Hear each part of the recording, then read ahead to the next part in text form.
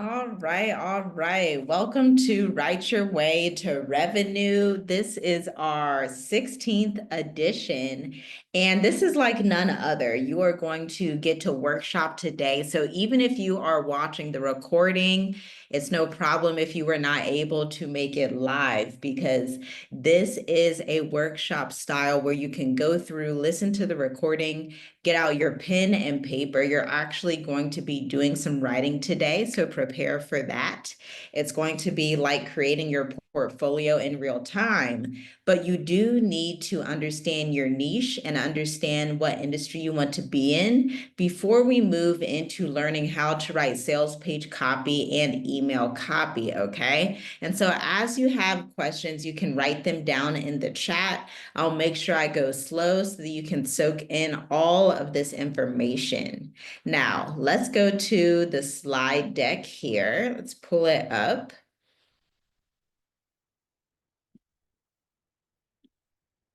And I'm pretty sure you can see it on screen. Let me know in the chat if you see it on screen.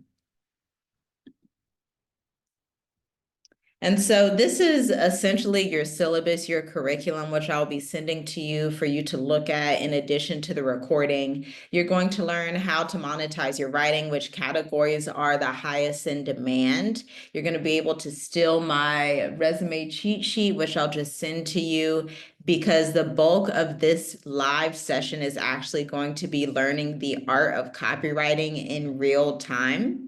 And so we're just going to dive right in because we have so much to cover. It's going to span us until about the 90-minute mark. So we're meeting at 11:30 a.m. Eastern. It should go to about 1 p.m. Eastern. So we will have a short little break, but it won't really be a break. It'll mostly be you putting your pen to paper and doing some copywriting principles, okay? But first, I do want to go through these areas that are high in demand for writers. Now, it is 2025. These areas have not changed much, but there is still some key parts that are high in demand in addition to the age of AI. So with the rise of AI, be it ChatGPT or Notion, there is a need in corporate for writers to come in and teach and train on AI. Now, it's not super popular, but it is something that is starting to occur more often. I've heard a few people in the industry actually getting contracts like that, if that's something that you're interested in. But for my own expertise in what I do, I've been mostly in finance. Finance has really taken the bulk of what I've been doing the past 2, 3 years. There were a few retail clients, but the retail, they seem to be a little bit slower. Finance is really where it's at right now in the art of copywriting, which is persuasive writing, sales writing, where you're writing to get people to take a specific action. Grant writing, typically, people don't hire grant writers as much as they used to because they can use AI for those grants.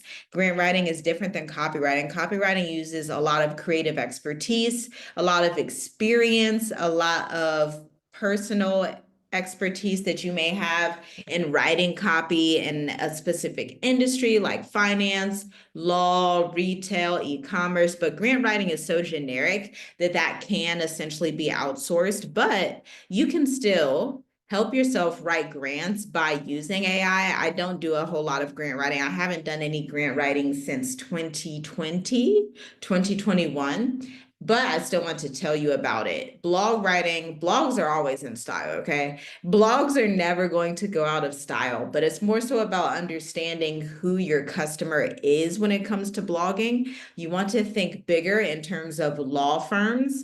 You want to think finance firms. You want to think dental offices.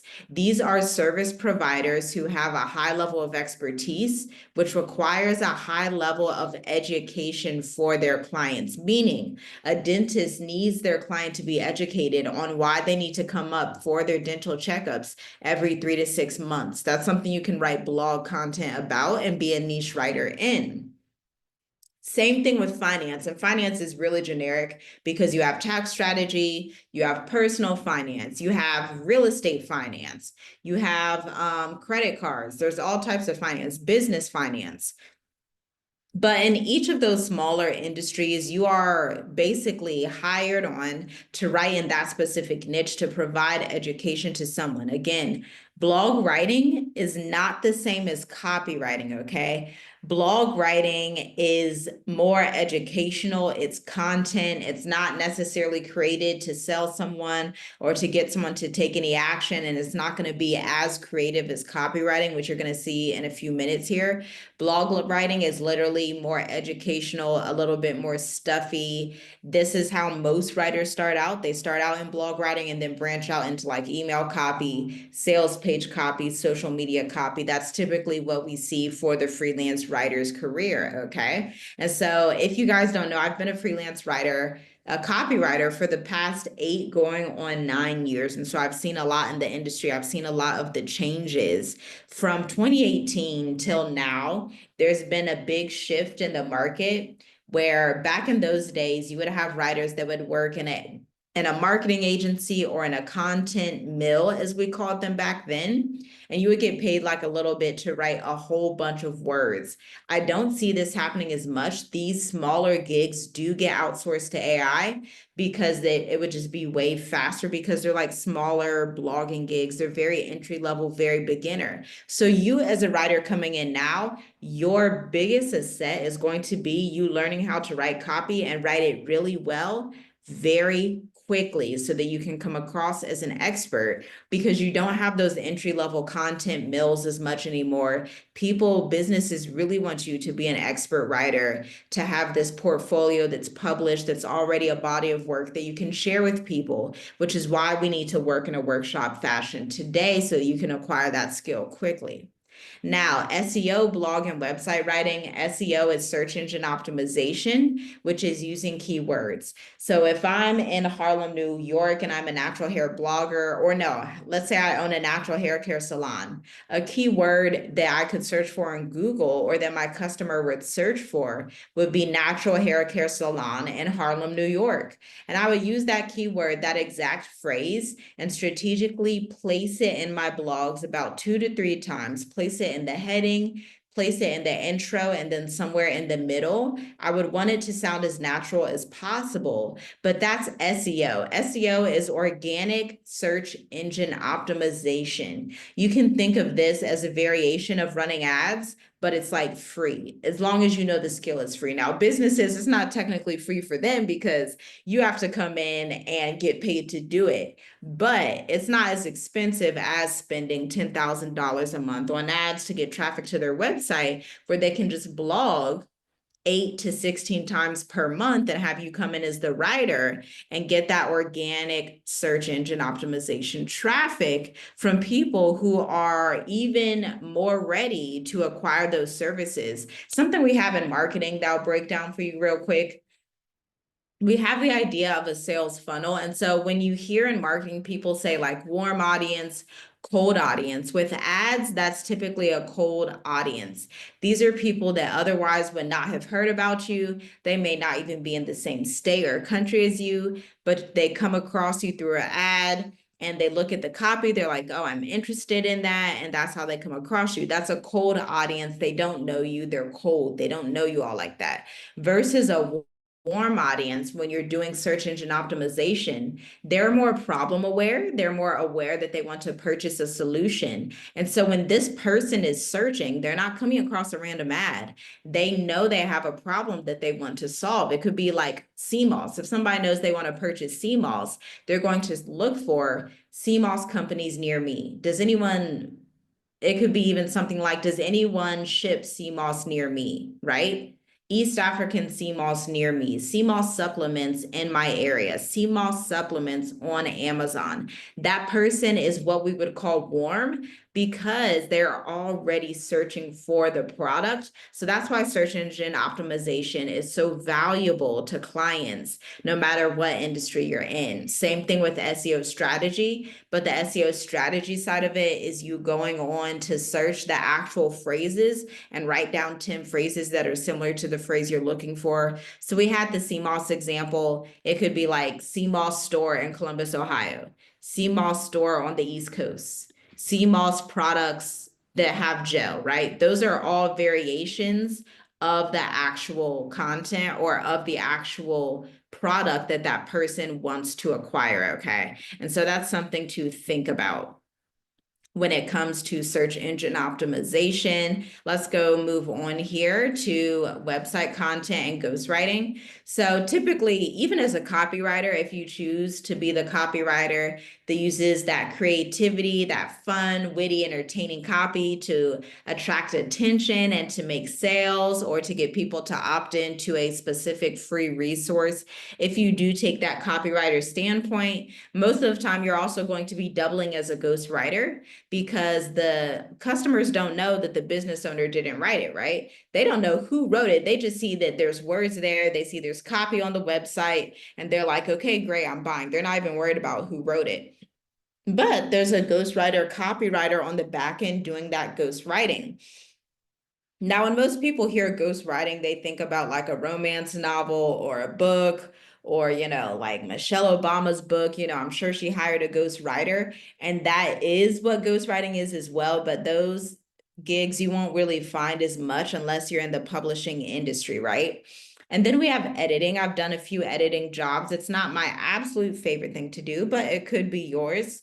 Typically, editors starting out will get paid 5 cents to 10 cents per word. That's like $100 to $200 per 1,200 word blog post, depending on how long the blog is, or if you're editing curriculum. I've edited curriculum before. You can find these types of gigs on Indeed.com using search phrases like freelance writer, freelance copywriter, curriculum developer, or just editor, editor 1, editor 2, right? Or ghostwriter. Next, we have content marketing strategy. This is where you're actually coming up with the topics for a business. This is a little bit more advanced, but you should still know about it, because when I was starting out, I didn't really understand all these levels and these different layers. Content marketing strategy. So the way that a marketing department is usually set up is that you'll have a senior copywriter or a senior marketing strategist that tells the junior copywriters or the junior marketing strategist, hey, these are the topics that we want to hit. This is the outline that I want you to write. Make sure you hit all these points. You turn that into the senior copywriter or the senior content marketing strategist, and they let you know if they have any edits, and you guys work together to publish that content. You're under their guidance and their strategic insights, but you can double as both a writer and a content marketing strategist when you're a couple of years in the game, or if you are really good at organizing topics and understanding what a demographic needs to see from said business in said industry. Now we also have social media writing. Social media writing, super fun. It's a type of copywriting. It's not necessarily content. Again, when we think copywriting, we're thinking words that get someone to take action versus words that educate someone, which is content. Content is for education. Copy is for sales and persuasion, okay? Think psychology, think creativity when you think copywriting. Content is just education, article writing, just plain language. Copywriting uses a bit more flair, a bit more psychology and creativity and storytelling, okay? So that's why I love copywriting, but it's up to you to decide which one is best for you. As we go through this list, I want you to choose your top 2 areas that are in high demand for writers, because as we're going to go through and work on the copy in real time, I want you to be able to understand what industry you want to be in, what type of copy you want to work on, be it emails, sales pages, or blogs, okay? Social media copy, it's exactly how it sounds. You see somebody's post on social media, it could be like a mental health business, it could be a therapist's office. 9 times out of 10, that therapist is not writing that content or copy. They don't have time. They hired a social media copywriter to do it. If you got hired to do this for a business, it would look like packaging in a way so that you are offering social media captions, like 12 to 25 captions per month. A good rate to start out for this would be like $700 per month, okay? That'd be an excellent rate for anywhere between 12 to 25 captions per month that you are writing based on the topics and guidelines that entrepreneur or business gives you. If you are interested in this, I would look at your local economy, your local demographic, whether you're, in Atlanta, Georgia, Dallas, Texas, wherever you are.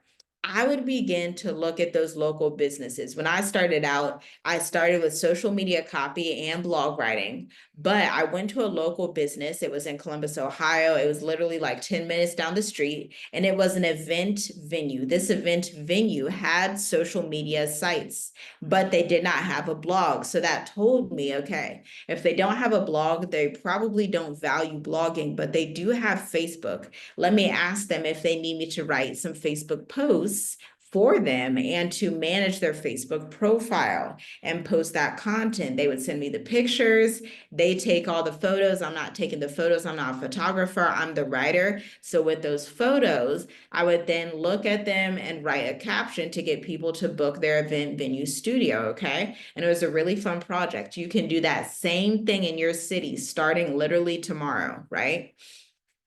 Next, we have podcast note writing. Podcast notes actually rely heavily on SEO, search engine optimization. Again, podcasters and podcasting is huge.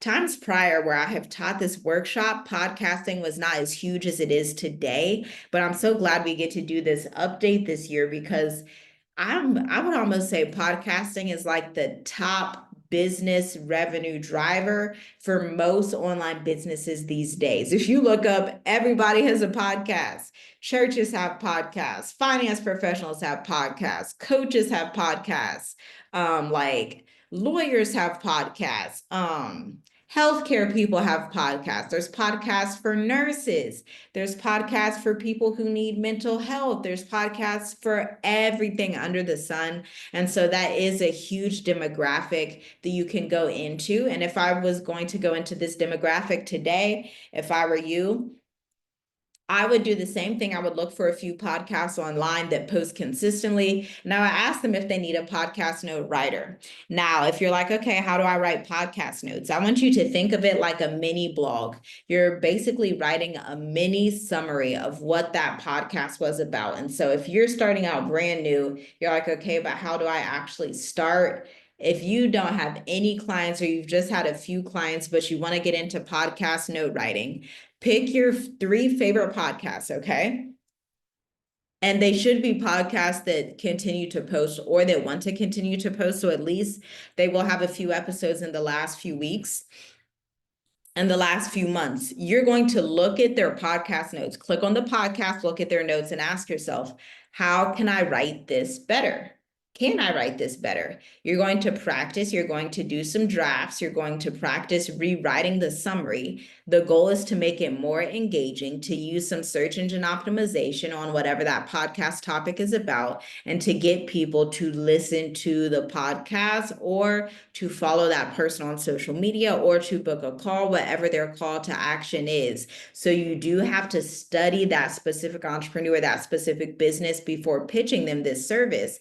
But you could give them this quick portfolio you just made and say, hey, I just summarized episode 3 of your podcast and I was going to give it to you for free to see if it would be of any value to you. Can you let me know if this is valuable for you right now? And I would continue pitching like that and emailing different podcasts until I pick one up and can charge for that service, okay? Lastly, we have resume writing. I don't do a lot of resume writing because it's not the funnest thing to do. But if you're like career driven or you're a career consultant or you're in HR or anything like that, that may be really fun for you to do because you can pair consulting on the side with it to get someone ready to get their next career in the age of AI or whatever it may be. That one is the one on this list that I probably have the least experience in resume writing, okay? But it's there because you may be interested in it, okay?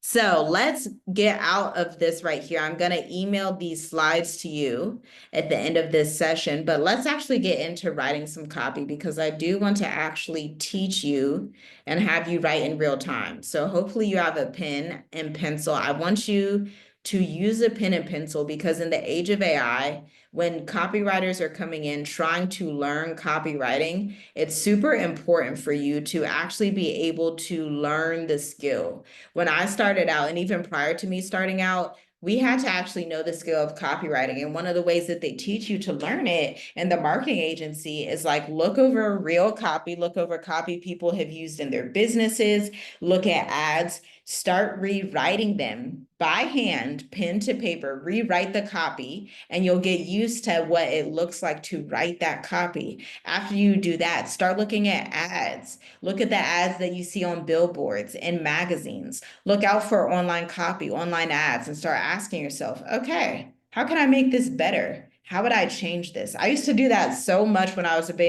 beginning copywriter. I would look at Facebook ads, whatever's on the billboard, whatever was in Panera Bread, my favorite bakery back in Columbus, wherever I could find a piece of copy, I would ask myself, how can I make this better? Can I make this better? The main way for copywriters to make a piece of copy better, by the way, is for you to have a list of adjectives, okay? A list of synonyms to those adjectives. In marketing, this is what we call power words. And I will share some power words with you on this screen so that you can see what I'm talking about. We may actually want to do that first. Let me pull up the power words first. That may come in handy before we actually get into the exercise. Power words are important because they're pulling energetic, engaging language into what you're doing versus just having regular dull language. We're in the age of AI, the age of the internet, where people, like, if you're not snatching their attention quickly, they're going to forget you. And so the whole goal is that these businesses want to get attention quickly. They do not want people to forget who they are. They're hiring you so that they will not be forgotten. Okay. So that's really big for entrepreneurs, really big for any type of business. They do not want to be forgotten. Okay. So let's pull up these power words here so you guys can take a look at them, because they're super important, and I'll leave them on the screen for a moment too. That'll be helpful. It's a PDF I created. Now I need to share this other screen. Let's see here. Just a moment, stop that share, do another share.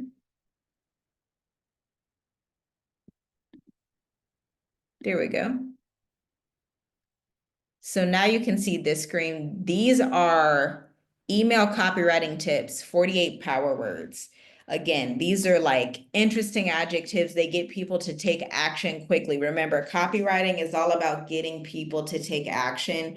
While I'm going through this slide, I'll go through it quickly, or slowly, I should say, so that you can write down some of the verbiage, but I will send this to you as well. Email copywriting power words. So we have spine tingling, awe-inspiring, results-based. Results-based is a huge one. Everybody, no matter what industry, no matter if it's mental health, if it's finance, if it's retail, whatever it is, they want results, whatever the result is. If it's wellness, they want to feel better in the morning. If it's coffee, you could be writing for a coffee brand, but they want language like, hey, results based, this is guaranteed to wake you up in the morning and have you feeling good. This is guaranteed to give you this smooth, dark, wonderful cappuccino that you have been desperately wanting to get your hands on. It's not something that is going to be decaffeinated. It's not coffee that you're not going to enjoy thoroughly on your ride to work. So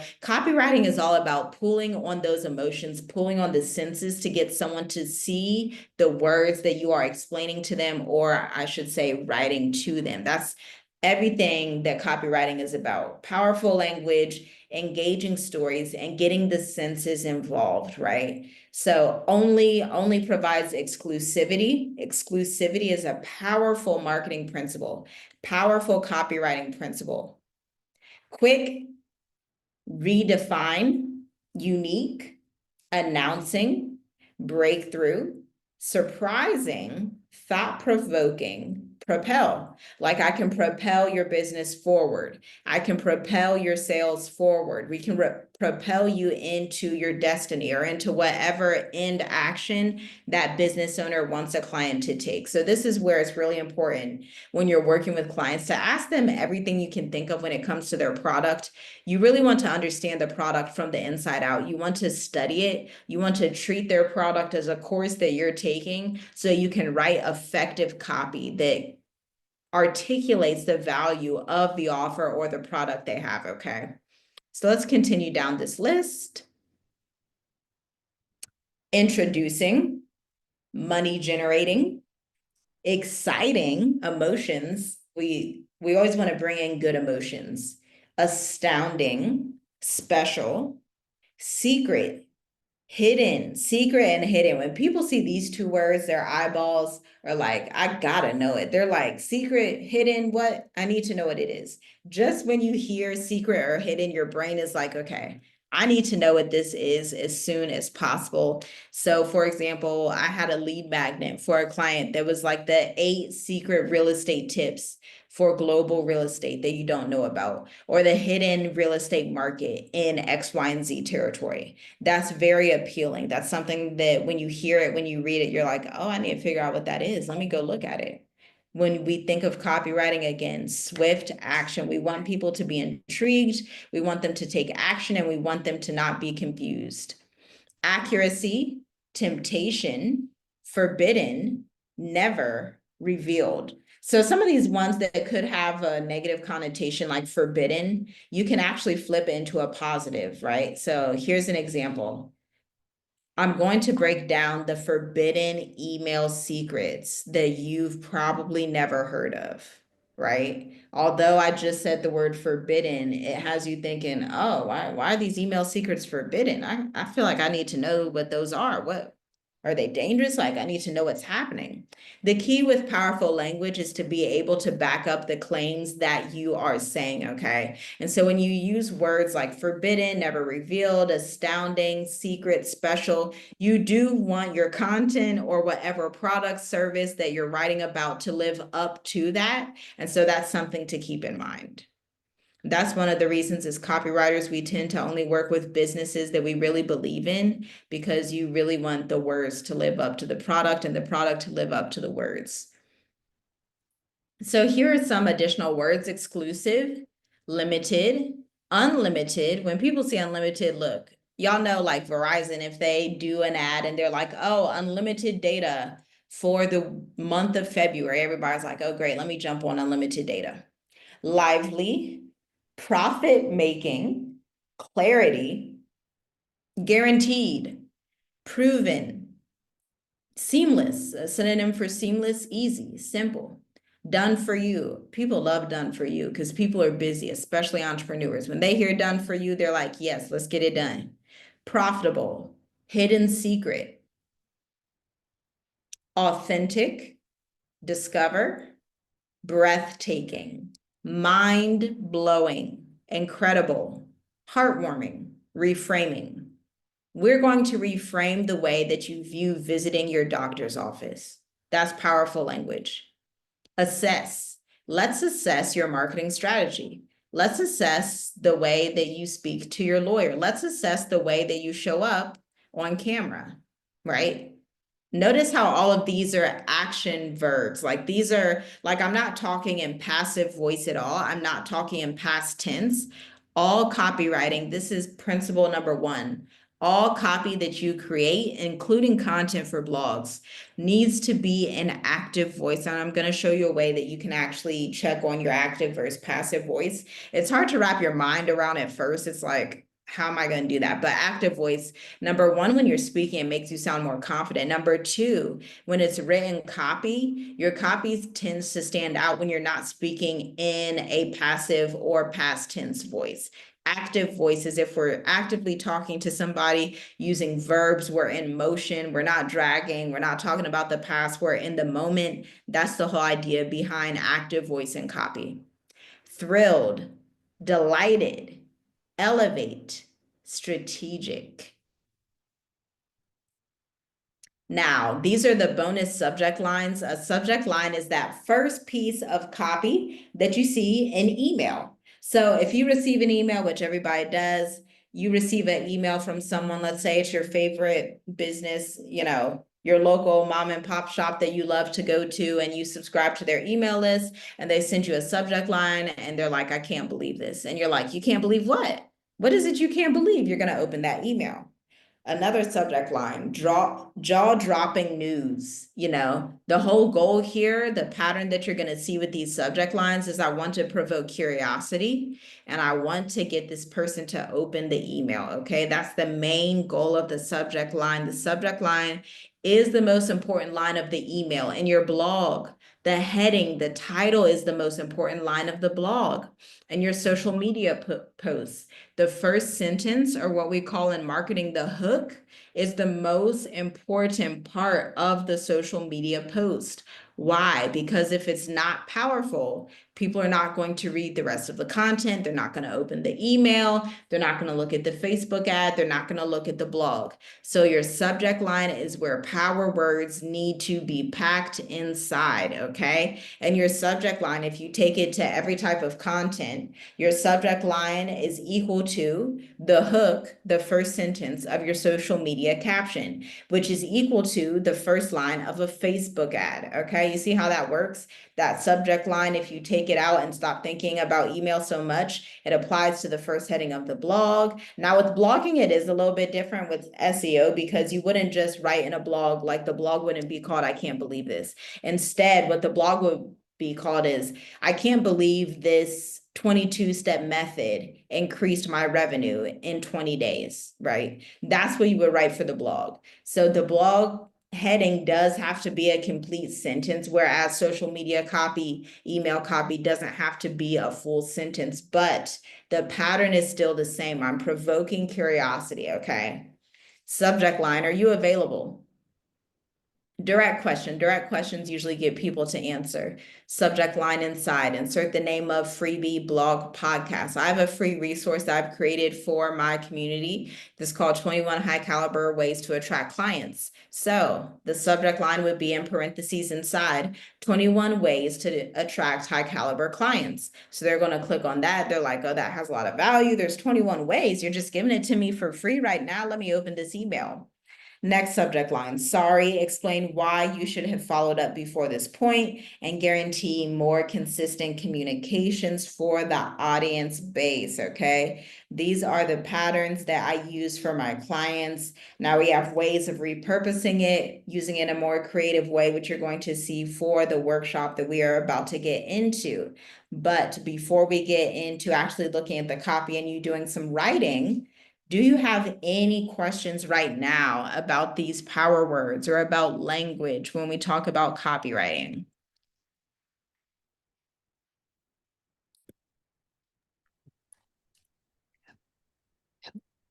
Am I able to speak, or do you want me to type them in? Yes, go ahead. You can speak. Okay, so thank you so much for having this workshop, and this is really interesting. Thank you so much for teaching us this skill. The question I have, just because these words, I'm grateful that you're showing this because, when I look at the emails that I've gotten, a lot of these words are there. Pretty much probably all of these words are there. I've seen them. Yeah. The question I have is with respect to well, never mind. I guess it's something that you'll probably end up explaining, just because for me, I want to make sure that stuff flows and it's really good, just because I see all of these words, they're like wonderful, like, yeah, and they catch my attention. But how would I guess, connect it to everything else to make it not look so salesy? Does that make sense? Yes, it does. Absolutely. Yeah, we will get to that. It's a practice that you really have to, you have to write that copy out and get used to it. Copywriting is a skill that you must learn. Like everything you learned in college, everything you learned about writing papers, throw it all out. The way that we teach copy is that you do want it to be trumped up in your first edition. So us copywriters will write, let's say we write a sales page. That time we write the sales page is not going to be the final product. So we're trying to be as extreme as possible so that when we go through editing, we can go through and trump it down a little bit so that it still has the audacity and the personality inside of it. But at the same time, we're making it more relatable and not as hyped up and salesy. We want it to be tangible and based in reality. So that's a really good question. It will be something that you have to get used to, but let's go to this next slide here so you can actually see some copy that I've written for clients in real time. That helps out a lot when we talk about the theory of copywriting. It's a little bit hard to understand unless you actually see it and you're rewriting it for yourself and seeing their patterns. It's very much a hands-on skill to get used to. So let me share this other screen. Google Chrome, let's see.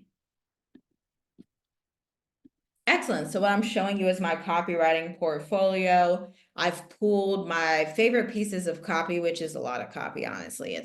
So we have email sequences, we have sales pages, we have website copy, we have a lead magnet, which I'll break down and explain in a moment, and we have blogs. We can look through the blogs really quick. Again, blogs are the easiest. Again, blogs are content, not copy.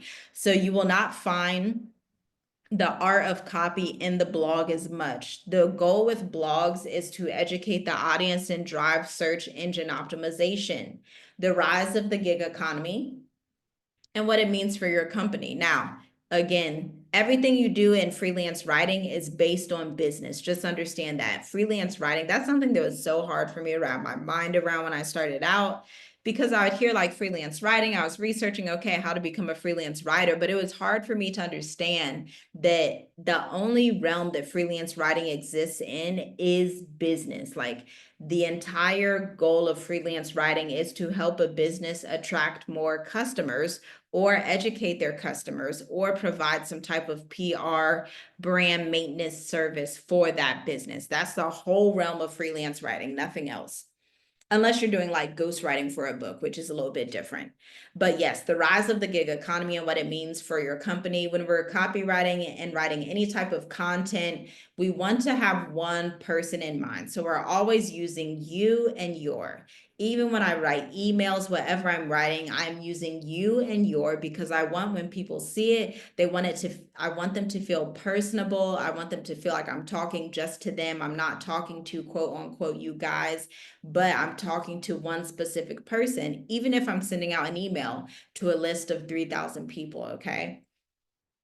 So I'll just read a few parts of this blog. This is the intro. Now, just like when you're writing a paper, the intro, you want to go over what the blog's going to be about, let them know what they're going to see in the blog, and give them a sense of like actionable engagement, inspiration, and a little bit of a conversational tone so we don't sound too robotic.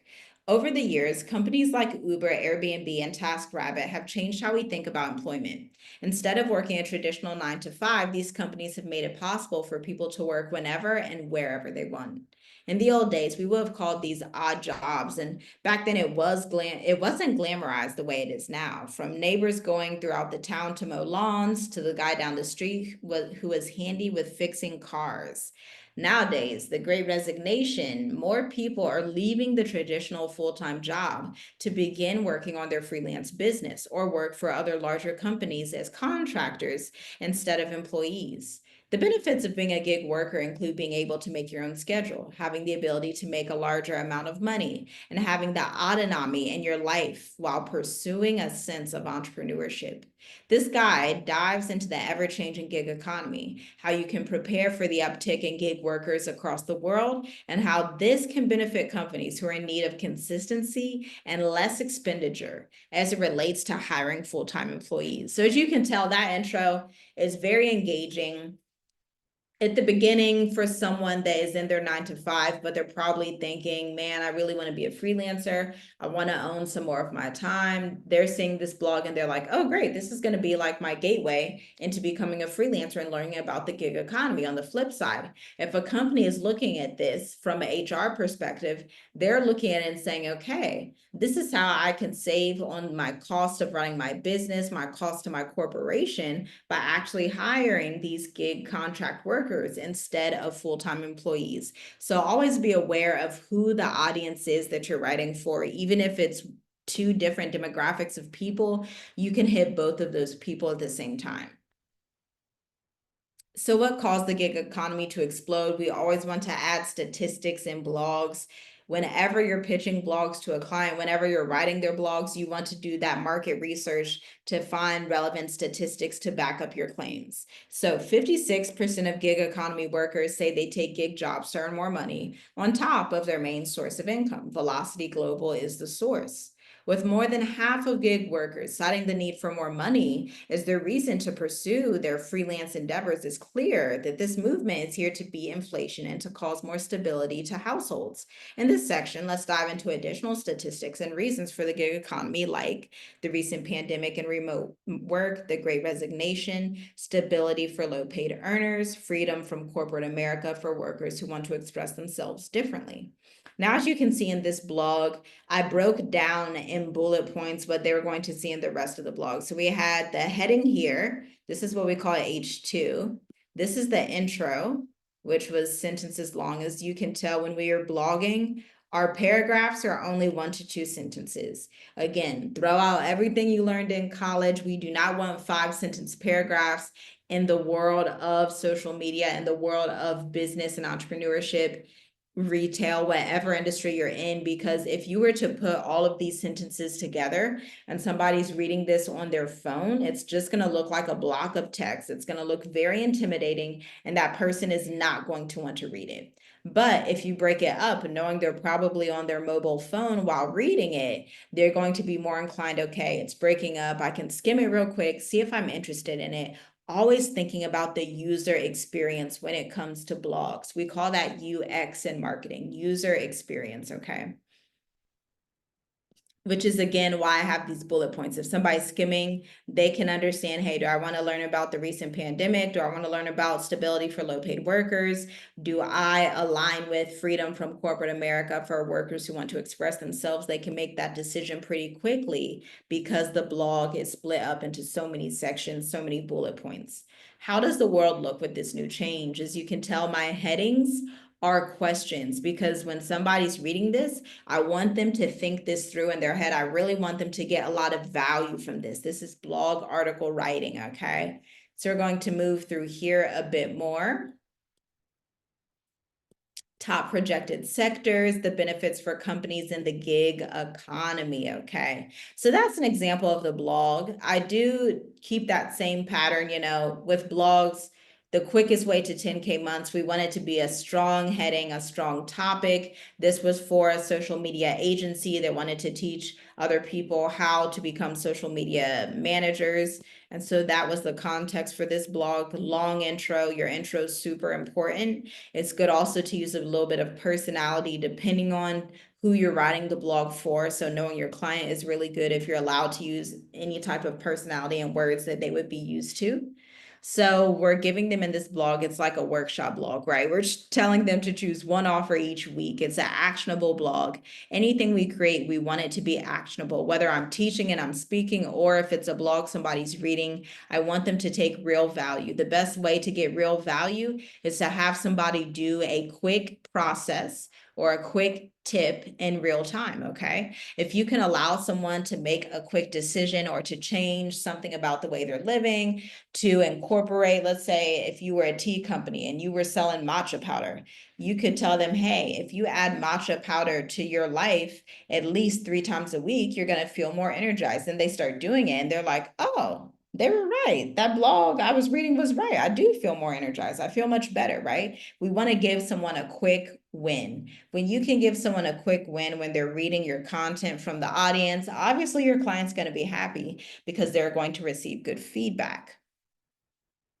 So our writing should always be actionable, and we're speaking in a very engaging way. We're making it as if we're speaking to someone that we know, but we also keep it professional, okay? So it's not supposed to sound too robotic. You don't see me using I, we. I'm all about talking in the third person, you, talking directly to that person, you, or them, they, but I tend to veer away from them, they, if I'm doing like email copy. The only time that you would really use them, they is if you're doing PR, okay? So that's like If you've been contracted to work at a branding agency, they want you to do some PR maintenance for the brand, you can say them, they to incorporate the branding guidelines for that PR agency, okay? It's like brand maintenance. Other than that, when we're talking to someone and educating one person directly behind the screen, we really want to use you.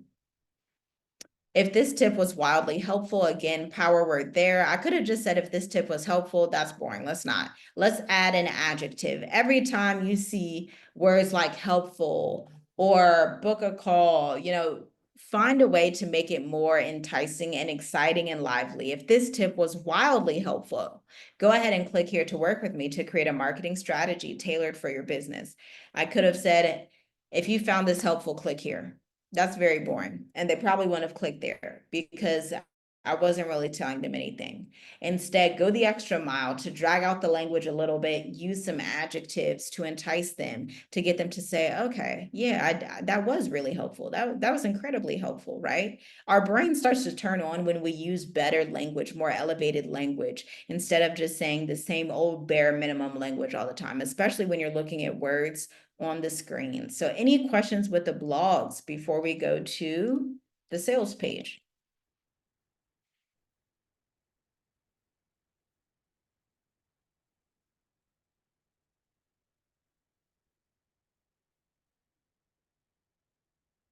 All right, let's move on to the sales page here. Let's move on.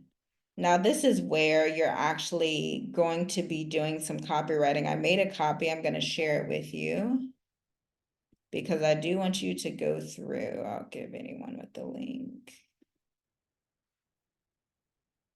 Do I want to make, you guys can be editors, but I want you to make a copy. I'm going to put this link in the chat, okay? And so I want you to pull up this page, but when you pull it up, hit file, make another copy, okay? So that you can actually do some of the writing as well. Now, start out by writing it just by hand, but this is also a template that you can use on the computer later on down the line so that when you're ready to stop writing by hand, you can actually look at the template. Because in copywriting and marketing, everything we use is in patterns. So it may not seem like it, but this is actually a pattern that I've created. I'm gonna go through and show you real quick how it's a pattern. This is a headline. This is a thought-provoking headline. The main headline I'm using to attract their attention. Are you running around these internet streets with no client attraction strategies in place? They're like, oh, shoot. Do I have client attraction strategies in place? Oh, I don't know. Do I? It's going to be a yes or a no. It's either yes, I do, I'm already past that, or no, I don't. I need to continue reading this. Those 5-figure social media clients, this is a tagline, a subheading.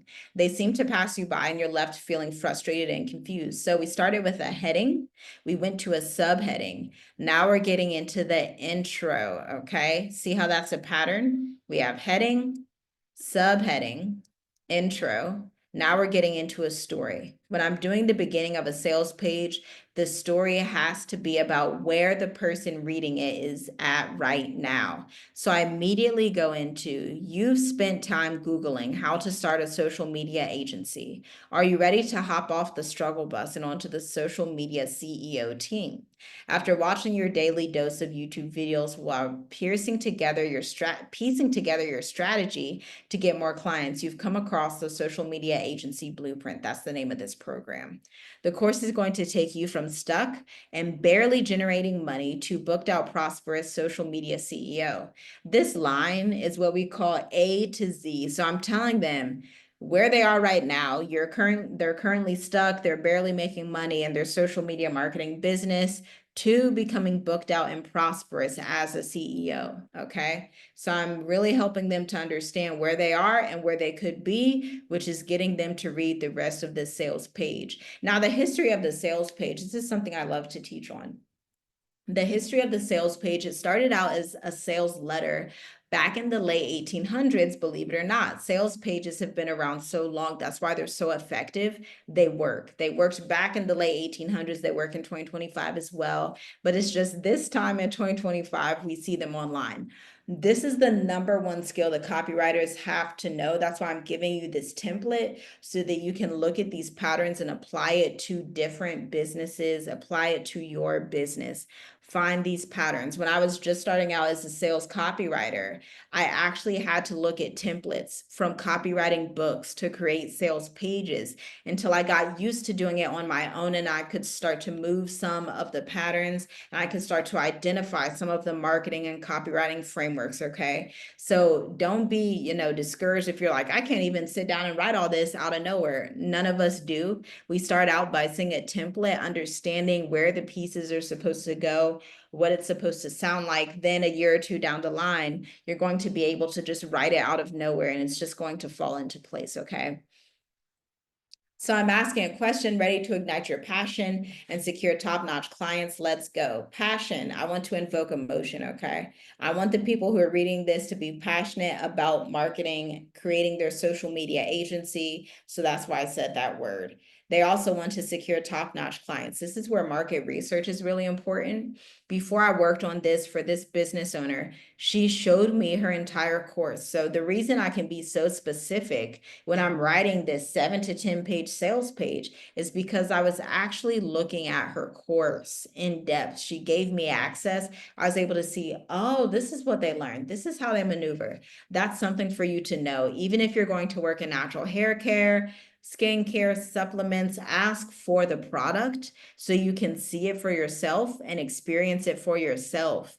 That way you're going to be able to articulate the value of it in real time because you've used it, or you've at least seen some type of demo of the product or service. Okay. And so back to the history of the sales page.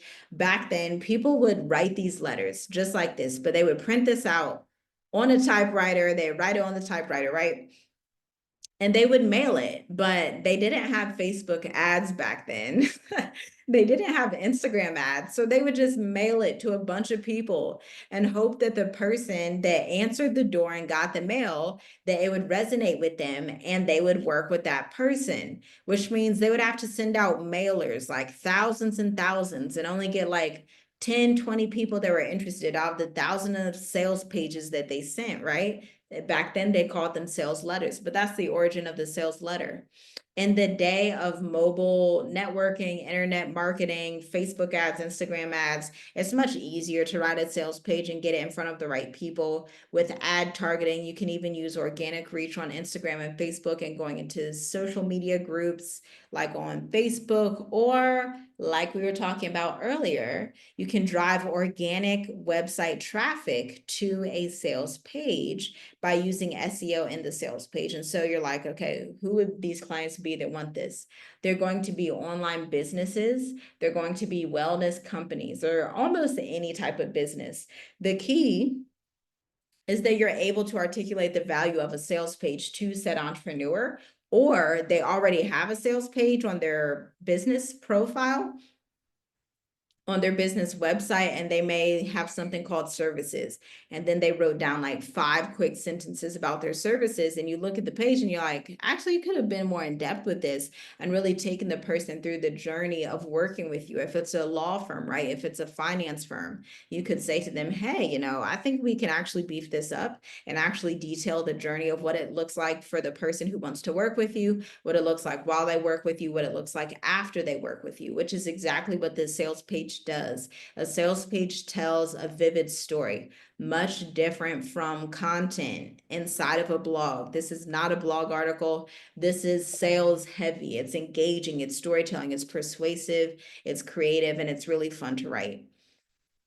So no BS, all the facts. You may say, hey, how'd you know to use that language? When I'm speaking to clients, I listen very intently for the words they use. Meaning, if I'm on a sales call with a client, I'm listening to specific language they use. I will write down their phrases. I will write down how they talk. I will study their videos if they have videos online. And I will listen to the phrases that they use so that the writing sounds just like them, okay? That's going the extra mile. So when clients are like, wow, you sound just like me, how'd you do that? It's because you're listening to them. You're listening more than you speak. The business owner, when you're on a call, is the person who should be doing all the talking. You should be taking notes, writing, trying to learn the way that they articulate themselves. And you may not agree with the way they articulate themselves, but that's none of your business because they have that personality for a reason. And you can check back and ask them like, hey, I heard you say this phrase. Is this something that's on par with your brand guidelines? And they'll tell you yes, or they'll tell you no, actually you can use this phrase. But doing that up front before you write the sales page or the website or the email copy is going to be super important. And those beginning client getting steps, talking to them on that kickoff call, interviewing them, asking them about their business, asking them about their product, what frustrates them about their industry, what's going on in the industry, what are their business convictions, what is the change they seek to create in the world. All of those things that happen in a client interview are super important before you write the copy. So let's continue to go through the sales page, and then I will give you about 25 minutes to actually do some handwriting. I know it's going to seem like a lot, but it's going to be so helpful to do some handwriting on your own. But I'm going to give you an exercise where I want you first, for the first, like, let's say about 10 minutes, to copy some of the sales page right here. But the last 10 to 15 minutes, I'm going to give you a prompt for a business that I want you to write the copy in real time so that I can look at it and audit it and critique it in real time. Okay, but let's continue going through here before that. Now, this isn't one of those fluffy courses someone puts together with barely any info. See, I've spent endless hours creating videos, workbooks, and training sessions with other boss CEOs so you can secure the bag and your future in social media marketing. The days of wandering around looking for the best way to find more clients is over. That's a powerful piece of copy because this is the main pain point for this person. They've been wondering, how do I get more clients? So you're telling me my days of finding more clients is going to be over? I'm talking to you if you're a freelancer, a social media manager, or a newbie trying to build their own business. Questioning your future as a business owner happens to you frequently because you're not bringing in enough revenue. You're searching the internet trying to figure out how to find clients, and it takes up too much of your time. You have a love for learning, and dedication brought you to this place. The current strategies you're using aren't working for you, and you need a change. You know you can't spend another 3 to 6 months fumbling around trying to create a sustainable business. Powerful adjectives, active language, fumbling around. I could have just said, you don't want to waste another 3 to 6 months. No, boring. Let's beef it up, make it spicy, make it fun, make it more energetic. Fumbling around, okay? We want the language to speak proactively. So this pattern that you're seeing, I'm talking to you if I'm hitting all their pain points and letting them know that I understand where they are. So this is a list of pain points that I would have already written down, already understood about the market and that ideal client. So that's why I have those jotted down. Next pattern you can see here, introduction. Hey y'all, I'm Erica. This is what we call a bio, okay? So essentially you're putting in their bio or you're rewriting their bio, introducing this client. So we went from the heading to the subheading to the intro, which was storytelling, where that client was, to introducing a little bit of the offer, talking about the social media blueprint, but then getting back into the pain points and empathizing with them. Hey, I know you're going through this right now. I know this is going in your mind right now, but I do have something that will help you. Let me introduce myself before I tell you what I have for you, okay? This is all a framework that we're going through. The social media agency blueprint was born. Classes in session August 21st. Call to action, get instant access. Copy, powerful, persuasive language. This is the essence of copywriting. I'm trying to get someone to click this button. Get instant access, okay? Yes, I get to teach you how to go from no business to an influx of happy clients. Again, using that framework, I'm taking someone A to Z, but I'm not using that same line of copy. I'm saying that same thing in a different way. I get to teach you how to go from no business to an influx of happy clients with repeatable systems, workbooks, cheat sheets, and swipe files as you've never seen before. This is really good because from a business advisory standpoint, and especially if you work in B2B or you begin working with business to business companies, aka businesses that sell to other businesses, People, entrepreneurs, especially newer entrepreneurs, even advanced entrepreneurs, want systems and cheat sheets and swipe files like this. Like this would be an example of like a cheat sheet, a swipe file that you otherwise wouldn't have access to unless you're working with so-and-so entrepreneur, right? So we're going to pause right here. And I do want to allow you guys to go through here. As you're going through, you're going to be able to see these patterns. I'm breaking down the actual course program that she offers in big detail. So continue reading this page. And I want you to read this page, write it out for about 10 minutes, not the entire page, but you can pick a section. To me, the funnest part, I think, is the beginning. That's the funnest part to me. But you can look through here and say, hey, I actually want to do the end. This looks more fun down here. The imagine section, where it's like, imagine sitting at your desk after working with said business and you're rewriting it word for word on your paper using pencil or pen for 10 minutes. After that, I'm going to give you a prompt. Here is the prompt. You are already a copywriter, okay? I want you to imagine that this is a portfolio piece that you are making for a business owner that has a budgeting tool for entrepreneurs, okay? Write that down. First 10 minutes, you're copying this word for word in your favorite section, how far you're able to get in 10 minutes. Stop after the 10 minutes. The next 15 minutes, I want you to pretend that you're an expert copywriter, okay?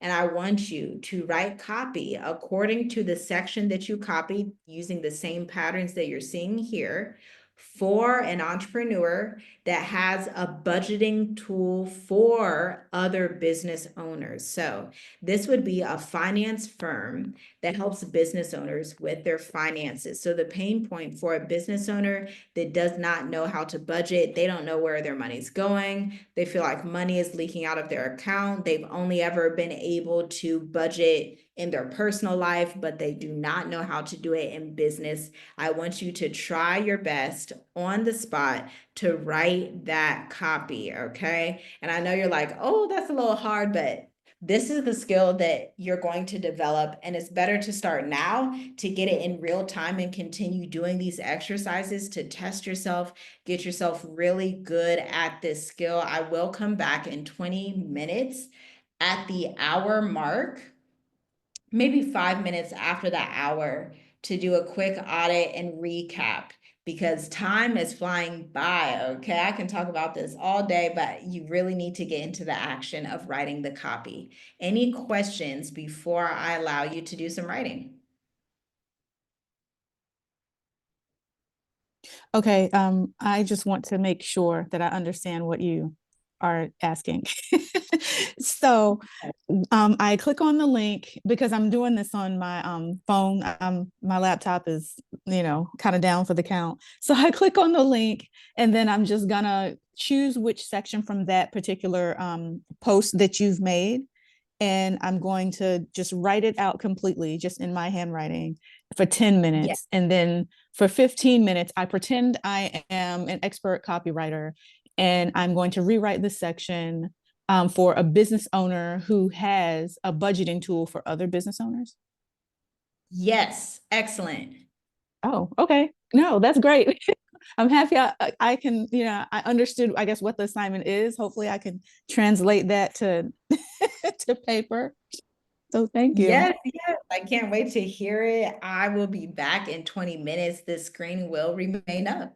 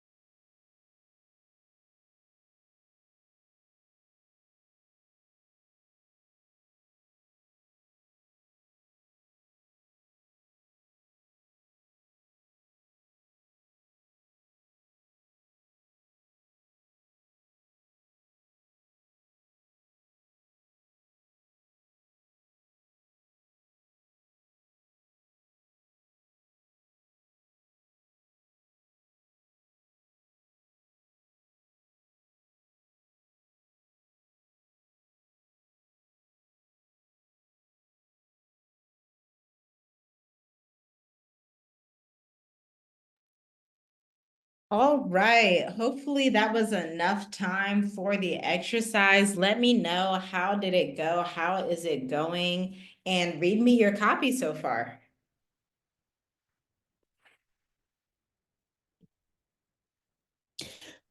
Hi. Okay.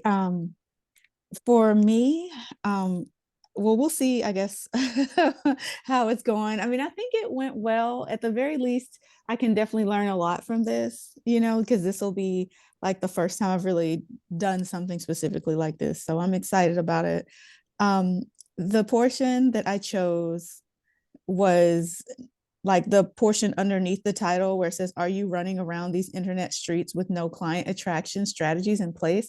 Like I chose that. And then I chose where it says, "Those 5-figure social media clients, they seem to pass you by and you're left feeling frustrated and confused." And then I took this last bit. I was trying to take the whole bit and then stop at "no BS, all the facts." But I was like, wait, I don't have time for that. Like, I'm kind of like, I'll get faster, I guess, the more I do it. But then I did the last bit. "It's time to get access to these systems, marketing, and strategies, and blah, blah, blah, to get more victories in your business."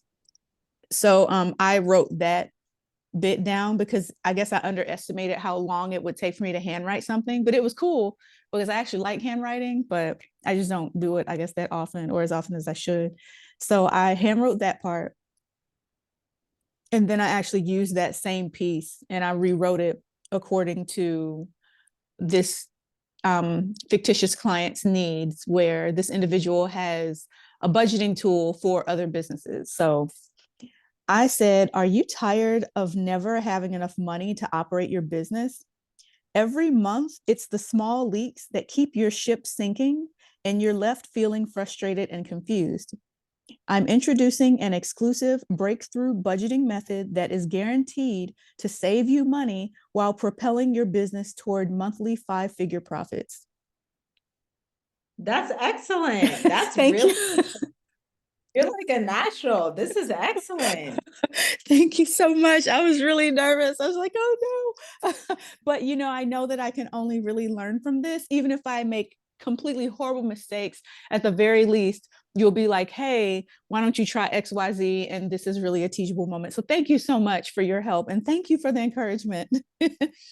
Yes, of course, you're welcome. Absolutely. Yeah. So, you can use this template, continue doing the handwriting for the sales page to really learn how to get used to this skill. And you can use that same idea with a finance company, or if you're just looking at a business that's in your inbox and it's a wellness product, you can try this method for that business as well until you create a portfolio and then use this skill to start your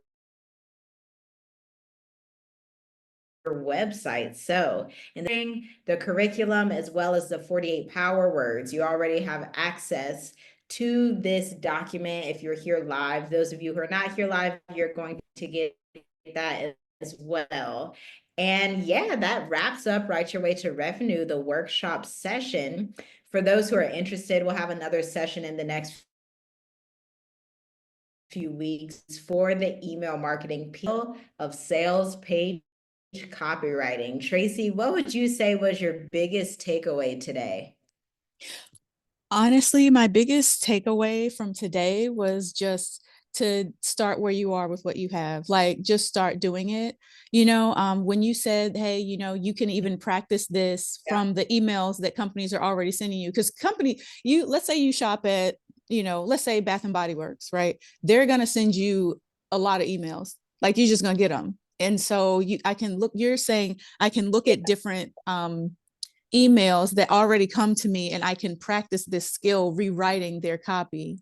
And I love that because it's a very cost effective, pretty much free way, aside from, taking your time, that I can Yeah. practice this skill. And I was really nervous just because, I had put down, because I had worked with you in the past before and I really appreciated it. And I went through some things and put it down and just kind of walked away from it. And different things did happen, but I said, "You know what? I'm going to pick this back up," Mhm. because it's like, for me, I'm like, Sure. now or never, like I don't want to walk away from this. In the past, I kind of had Yeah. to walk away from it, but now I can go full force with it. And I appreciate the accountability. And so my biggest takeaway was just the whole accountability aspect of it. Just start where you are with what you have and just start doing it.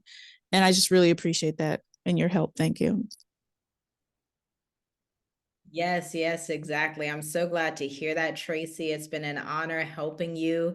You will receive the next email from me with the recording and all of that within the next 48 hours. Have an awesome rest of your day. Thank you so much. Oh, I guess what I was gonna ask you, I guess another question. I didn't know if you wanted it to be on probably not recording, but I was just gonna ask you a question since I have you, like since I'm able to kind of speak with you just really quickly. I didn't Yeah. know.